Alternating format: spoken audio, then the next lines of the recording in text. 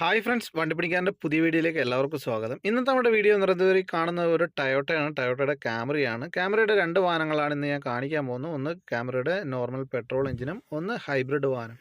ഈ വാഹനത്തിൽ ഒരു പ്രത്യേകതയും കൂടിയുണ്ട്. ഈ വാഹനം ഞാൻ സ്റ്റാർട്ട് ചെയ്ത് കാണിച്ചു തരാം. സ്റ്റാർട്ട് ചെയ്തതിന് ശേഷം ഈ വാഹനത്തിൻ്റെ ഗിയർ ചേഞ്ച് ആക്കാൻ സാധിക്കത്തില്ല നമ്മുടെ കയ്യിലൊരു കാർഡില്ലാതെ. ഈ വാഹനത്തിൽ ഇപ്പം ഞാൻ സ്റ്റാർട്ട് ചെയ്തു.